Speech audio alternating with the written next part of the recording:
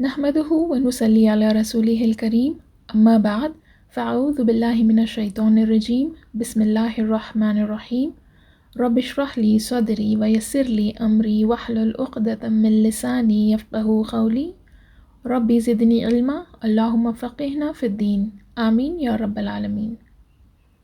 In our previous session, we have learned how Prophet Sallallahu took up his responsibility and started working as a shepherd, right? Now, what do we understand from this? That when the most beloved Prophet of Allah, Prophet Sallallahu worked as a shepherd, which is a basic type of work, right, with minimum wages, then it means that no work is small in the eyes of Allah subhanahu wa ta'ala, right? In a hadith mentioned in Sahih Bukhari, which was narrated by Al-Mikhdam radiyallahu anhu, Prophet Sallallahu said, "Nobody has ever eaten a better meal than that which one has earned by working with his own hands." And the Prophet of Allah, Dawood alayhi salam, used to eat from the earnings of his manual labor. So here, Prophet Sallallahu encouraged earnings made through manual labor. And he said that even Dawood alayhi salam, who was a king, would eat his meal by doing manual work. That is, he used to earn by working with his own hands. Okay? Now, after the death of Prophet Sallallahu grandfather, who was Abdul Muttalib, right? Now, after he died, who was taking care of Prophet Sallallahu? His uncle Abu Talib. Okay? So, when Prophet Sallallahu was around 12 to 13 years old, there was an incident that was reported in the books of Seerah. However, there's a difference of opinion of the scholars regarding the authenticity of this incident. Because since it was narrated in the books of Seerah, let's have a look at it. Okay? So when Prophet ﷺ was around 12 to 13 years old, Abu Talib had to go to Syria along with a trade caravan. So when Prophet ﷺ requested that he doesn't want to stay in Makkah without Abu Talib and that he wants to go along with him to Syria, Abu Talib took Prophet ﷺ along with him for his trade journey. Alright? And on the way, they halted to take some rest near the border of Syria. Now this place had a huge monastery and there was a monk who lived there whose name was Bahira. Okay? So when Bahira saw Prophet ﷺ and Abu Talib, he came and welcomed them, and then he pointed towards Prophet ﷺ and asked Abu Talib, "Who's the father of this boy?" Abu Talib said, "It's me." Bahira said, "That can't be true." What he meant was that Prophet ﷺ was supposed to be an orphan. So Abu Talib said, "Yes, his father passed away before his birth. I'm his uncle and he's under my care." Then Bahira told Abu Talib that this boy is going to be the prophet of the Arabs. And I have recognized him. When he came, I saw that the trees and the stones prostrated him. And he also said that I fear that his life is in danger as the Jews and the Romans are looking out for him. So please send him back to Makkah. So when Abu Talib heard this, he got worried and he sent Prophet ﷺ back to Makkah. Now some scholars have their doubts on this incident and they say that this incident was not reported to be authentic. Okay, firstly, because there is no authentic chain of narration from which this was taken. And secondly, if Abu Talib and the others knew that Prophet ﷺ was going to be a prophet, then why was it difficult for Abu Talib and the others to believe when Prophet ﷺ received the revelation, when he received prophethood? And thirdly, even Prophet ﷺ himself should have known that he is going to be a prophet. And if he already knew, then why would he be scared when he received the revelation? He should in fact be waiting for it. So these were the few reasons why some scholars say that this incident might not have happened. Allah knows best. Okay?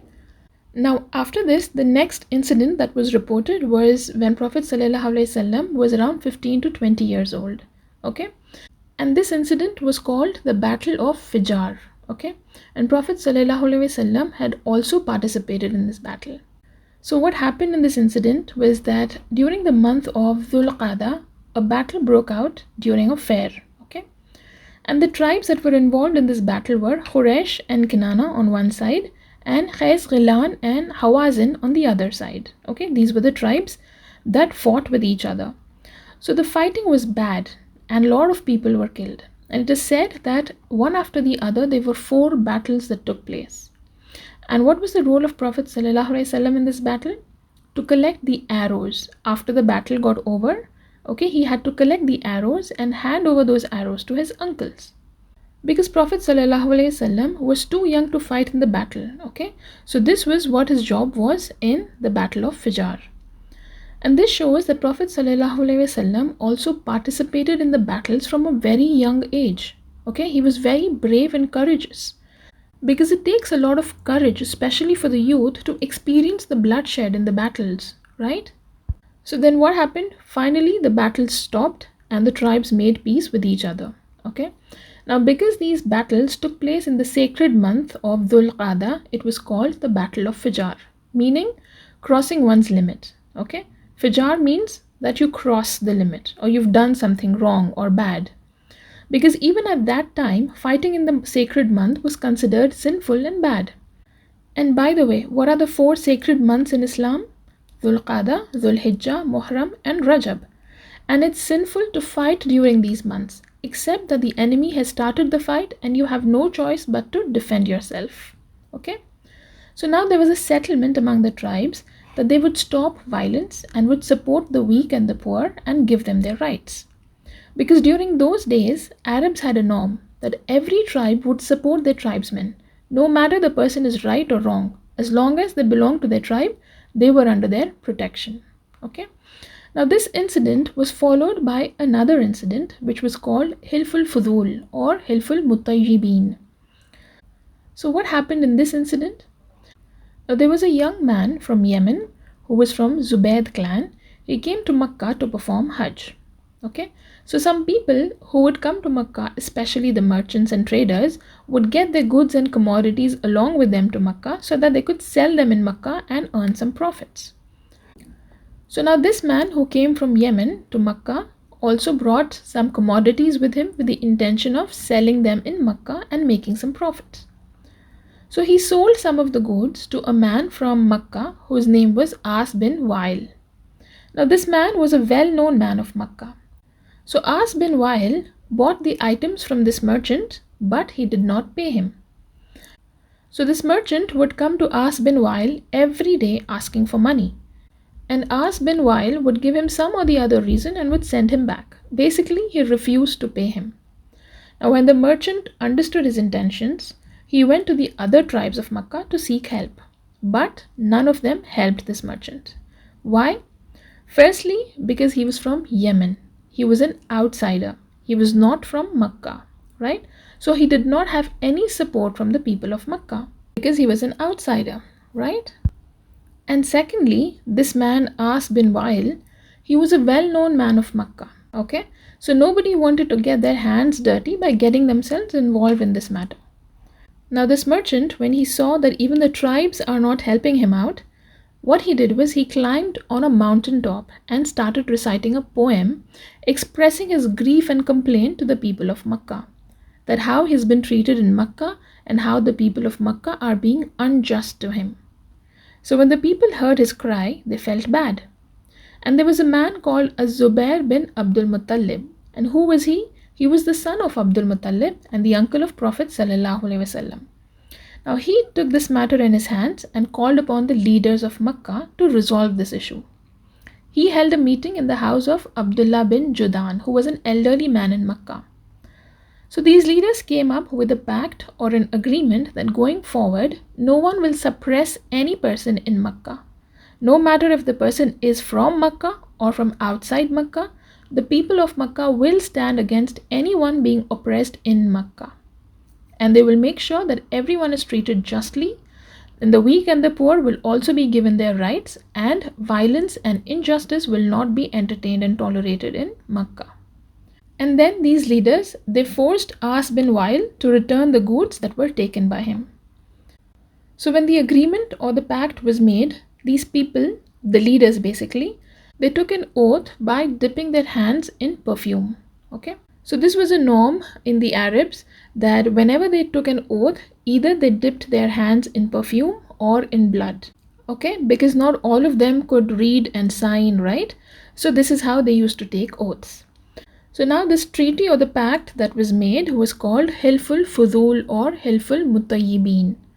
So Hilful Fudul meaning that Hilf, which means an oath, okay? Oath was taken for a good cause, for fadl, Alright, so that's why it was called Hilful Fudul. And why was it called Mutayyibin? Because Tayyib in Arabic means perfume. So when the people took their oath dipping their hands in perfume, they were called Mutayyibin, meaning the people who dipped their hands in Tayyib or in perfume. Okay. Now what was the role of Prophet Sallallahu Alaihi Wasallam in this incident? He was also present along with his uncles when this treaty was made in the house of Abdullah bin Judan. Okay. Because after Prophet ﷺ received prophethood, he mentioned about this event saying that I was present when a covenant was agreed upon in the house of Abdullah bin Judan, and I would not accept even a red camel in return for it. And had I been asked to uphold it even in the days of Islam, I would have agreed. So Prophet ﷺ said that he was also present in the house of Abdullah bin Judan when this treaty of Hilful Fudul was made. Okay. And he also said that even if he were given red camels, okay, and why red camels? Because the red camels were supposed to be the most expensive ones and the Arabs considered them as an asset. So Prophet ﷺ said that even if he were given these red camels instead of this treaty, he would still choose to support this treaty and this cause instead of the red camels, okay? So basically, Prophet ﷺ is encouraging such acts which involved standing for justice and protecting the rights of the poor and the weak people of the society. Here, he's promoting social cause.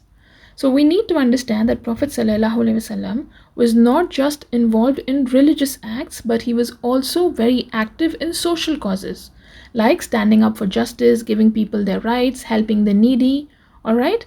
And it's a lesson for us that we must also be among the ones who stand for social cause in our society. Okay? Now what happened next? The next event that was reported was the marriage of Prophet ﷺ to Khadija radiallahu anha. Alright? And how did this happen? So we know that Prophet ﷺ was making his living by tending goats for the people of Makkah. He worked as a shepherd, right?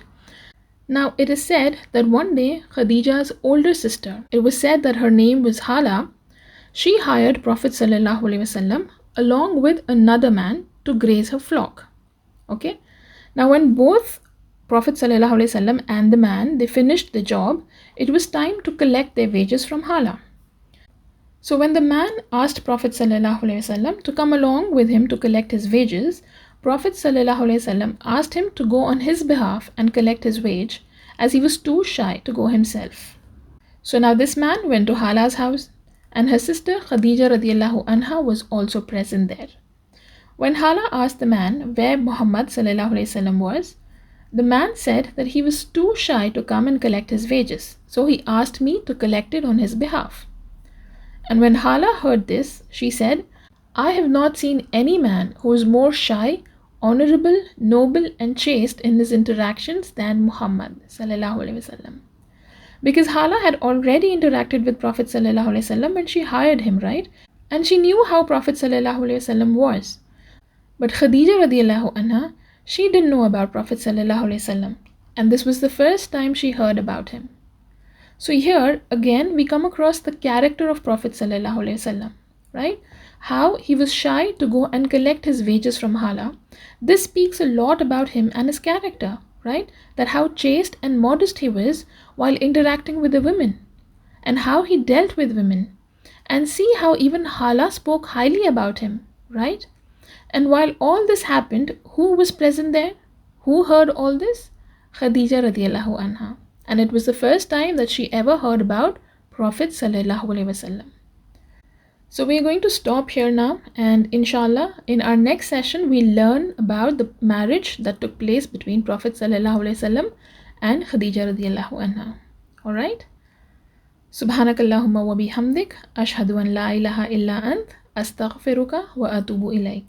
Assalamu alaikum wa rahmatullahi wa barakatuhu.